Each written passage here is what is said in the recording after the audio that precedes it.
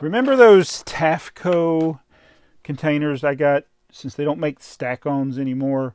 I got these Tafcos. Remember the drawers couldn't close? Look, I can close them now. And as was suggested by some, this is how I do it. There's these two tabs. They're designed to keep it from tipping over and opening up, but it really serves no useful purpose. So they break off fairly simple, and I'm not going to cut my thumb. I know it looks like I'm going to cut my thumb, but I'm not going to. You just cut them off, and then they slide in. That's what I've been doing. I've done 60 plus a few on the other side. I just do a few. I do like a row or two each time I come in the basement. I'm not trying to do all of them, but I just wanted to give you that update before I get started into this video. I got a BrickLink order to fill, and I got some empty drawers to fill up. This one will empty out some spaces, which is nice because you got those pieces that need to go in drawers, and these right here need to go in drawers. So hey, it's Chavo. It's time for another BrickTsar video, and this one's just going to be kind of random. I guess I'll do some BrickTsar answer thingy questions. I had a haul, but it's not that interesting to me, so I don't think I'm going to show you the haul. It's just stuff. TheyMightBeBricks wanted some stuff to work on a GBC, so I bought 7 sets that had parts that he needed for the GBC, and I'm just going to part out the rest of it and put it in the store. But there's 44 of these pieces in the set. Oh, I get. Dang it! Now I'm going to have to do the haul. Maybe I will at some point in this video show you what I got. I was organizing some things, and I came across some receipts from when I first opened my BrickLink store, and I think this will tie in with this question from Brian. He says, what would you say is the minimum prosperous size BrickLink store as far as lots go? Is it better to open small and grow, or just wait till you get to a certain size? I had this box. It was full of binders, and this literally is every sale from BrickLink in the calendar year 2012. What is this one? This one is 2011 BrickLink. I actually would print out a copy of the order. Hold on, got another one here.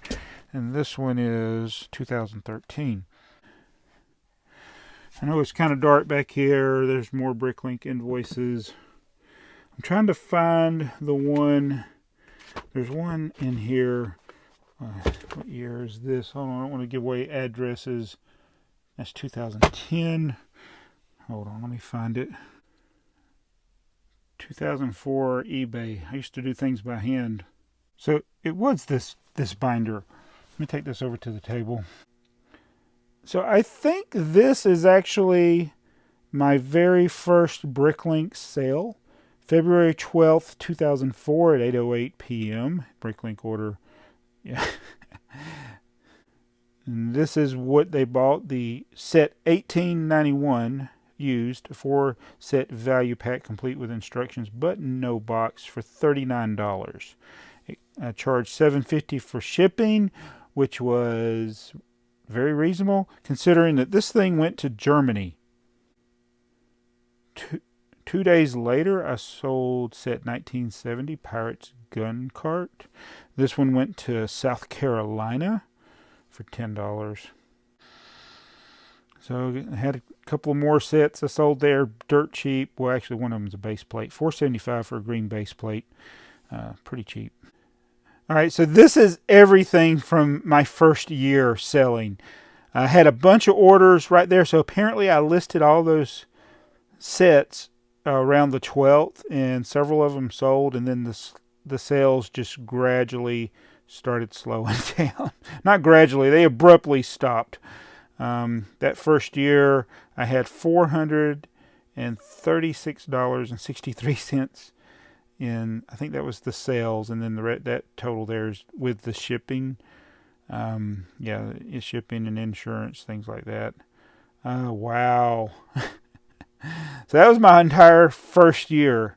How many orders is that? I don't know. It's like not many. So I would recommend, just if you got stuff that you're planning on putting in your store, just go ahead and put it in there. I don't know what the level is as far as lots. It really depends on what you got. You could have one item, but if that's one high dollar item that people want, it's going to sell. You could have 1,000 items that nobody wants.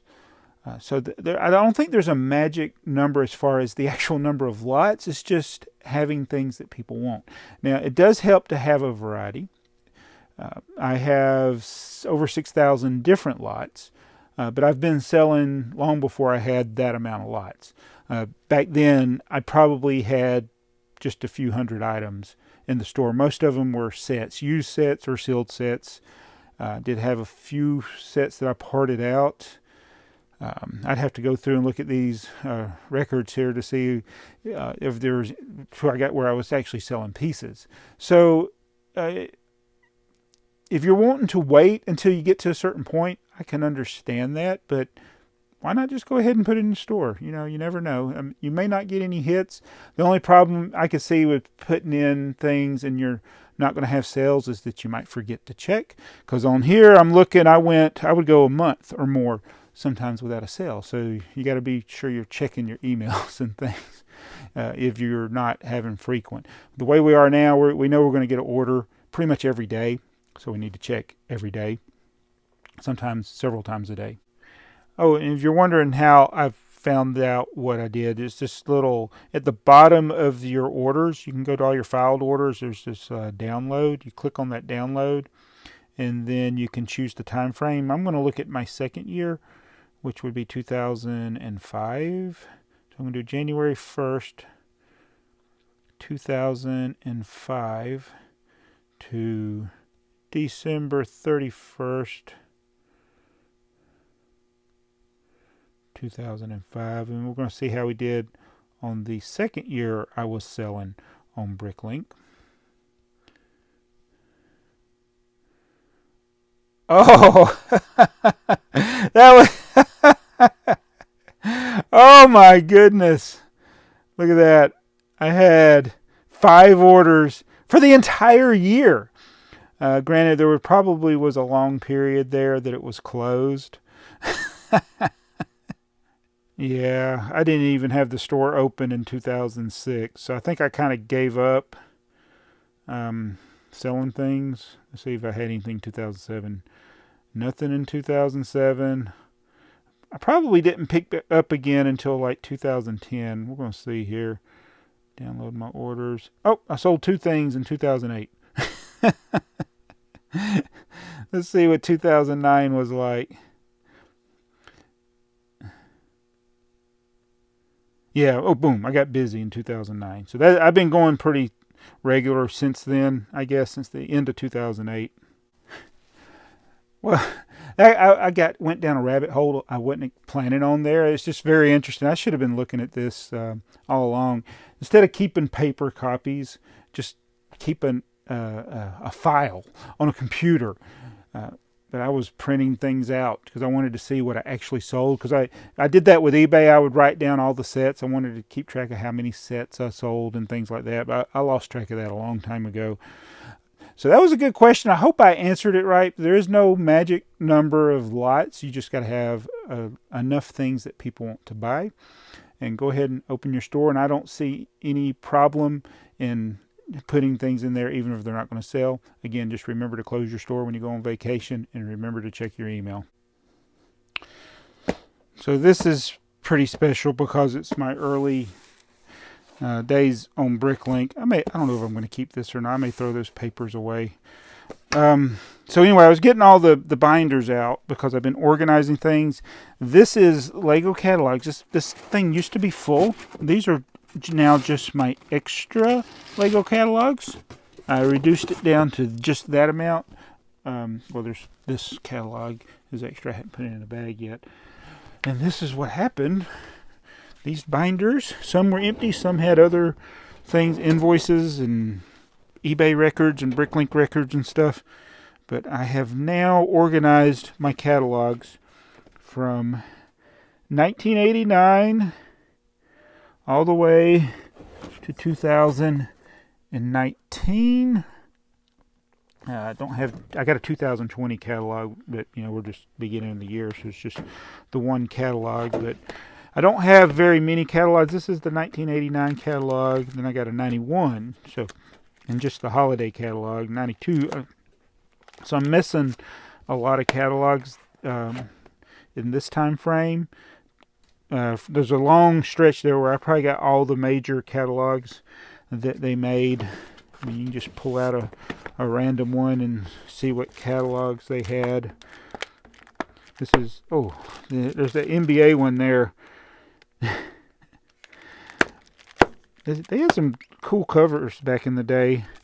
Then they got to where they had all the yellow covers. I like the more colorful covers. Can't put it back in there. So I may work on trying to see what other catalogs are in this early time frame. That's what I did. Took several hours to do that using magazine bags and these little one-page holders there. And then did the same with the Lego Mania magazines. I'm going to work, it's the Lego Life magazines since 2016 to today that I'm missing a whole bunch of them. I just finally got a subscription. I kind of let my subscription end. And so I got to go back and get the last 3 or 4 years of magazines as I knock all these. So I want to complete the magazine collection. So good old Mayo, he asked a question here. I actually asked this a couple of times. He says, can you please do more live streams at 12 p.m. Eastern on Fridays and Saturdays? And I tell you, Mayo, the reason I don't, I know it's more convenient for the Australian people because if I start getting later in the day, it's in the middle of the night for you guys. It's because I'm not home on Friday. I'm at work. And then Saturday, I sometimes might get home around noon, but I might be doing other things. All right, and here's one from Mock Brick. It says, hey, BrickTsar, is BrickLink profitable or are you losing money with it? And so, believe it or not, that's not the first time that I've been asked that question. It's been a while, but we did get asked it a few times, and you would get the occasional troll. I don't think Mock Brick, he's not trolling. I think he's genuinely asking because there's a lot of in my BrickLink store that costs money to buy, like all these stack-ons and the trays, the computer I'm using, the internet service, the lights. There's a lot of cost that goes into this. But the way I view the hobby is this is my hobby. The BrickLink store kind of evolved out of that. And so I'm going to be keeping the Lego anyway. I'm going to be needing to store the Lego anyway. And then like today, we bought those sets. I need to go show you.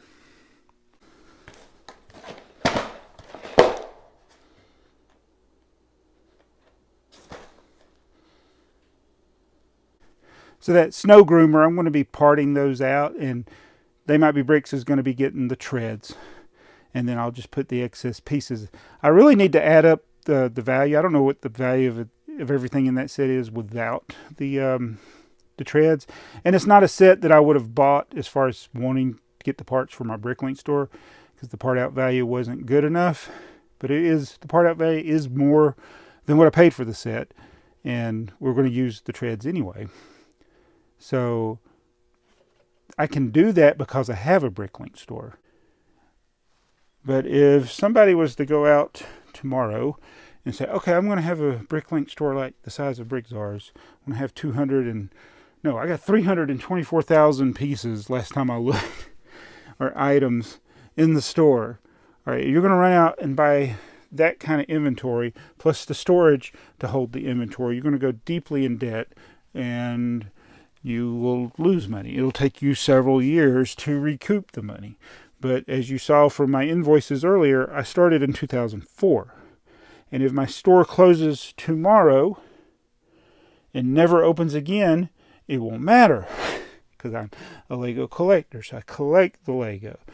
If I was needing to sell the stuff because I spent too much on it, and that would be a big problem. But see, I think you have to balance it. You don't want to go in buying stuff, getting into the hobby just to not even viewing it as a hobby, just viewing it as a seller. I've seen it where people are not experienced with Lego. They think, oh, Lego, I can buy it and sell the set later and make a lot of money. But if you don't know the product, you might go out and buy a bunch of Chima sets and not be able to sell them. And they actually be worth less than what you paid for. Oh, look, I got Chima sets. These are prime examples. Even though I bought these on clearance, it's really not worth doing anything with them right now. Yeah, I don't know if I paid $17 for those or not, but Chima, terrible investment. Other sets are good investments. Even stuff like this, you would think these Lego idea sets would skyrocket in price, but no, they haven't. Not even the Beetle set has skyrocketed in price. But I can take a set like this, Apocalypseburg, get it on sale, part it out, and it's already worth a lot more. I don't have to wait for it to go up to an astronomical amount before I sell it. You know, I got a lot of other sealed sets, not just these here, but in my opinion, for the vast, well, not really an opinion, it's a fact, for the vast majority of sets, they're worth more parted out than they are sealed. Definitely more. I don't even have to look at the part out values to know this one's worth more parted out than sealed. This train is, the Marish train is, this one definitely is. This Battle of Alamut, that's worth a lot more parted out. The Horizon Express is. Now this one is actually pretty close. The Rancor Pit, it's really, I sold one for $125, and that's about what the part out value is. But if I was patient, I could get more parting it out. So for the most sets, they're worth more parted out. But there's also the work of parting them out you have to consider, and the storage of that. But I just prefer this method. I don't have to keep as many boxes. My shipping boxes, I don't even need all these. I just have them here because these are ones I got. I got way too many shipping boxes. I rarely ever use boxes. I use envelopes. Uh-oh, the envelope drawer is getting empty. I need to refill it. I got more. Don't worry. They're in the blue box there. Well, anyway, I'm going to end it there with just those couple of questions, 2 or 3 questions that we answered. I hope I answered them good. Let me know in the comments below. Do you disagree with what I said? Do you have a better idea? I'm sure with anything, people have different ways of doing things. Sometimes things work better for certain people, but I'm just telling you my experience and what I've done. And I'm happy with how things have worked out with the BrickLink end of this. It's been, for the most part, I think the value of BrickLink to me is having access to parts and knowing where they are, because my personal collection is disorganized. When TheyMightBeBricks need something, I can tell them where it is in the store. I take it out of the store. So that's been useful. I probably need to incorporate all this, my whole personal collection, get it put into one of the stock rooms or something on BrickLink. But anyway, BrickLink's been great for us, but I didn't just go boom into it. I've gradually built this thing up over the last 16 years to get to where I am a small to medium size BrickLink store that does several orders a week, and it pays for a lot of the things that we want in the hobby. So anyway, thank you all for the question. I'm out of breath. I'm fat and I'm old and I need to lose weight, and I need to stop filming videos when I need to be exercising. But that's not what I'm going to do. I'm going to go work in my BrickLink store some more. But anyway, thanks for watching. See ya. Don't forget to subscribe, or we'll have to execute Order 66.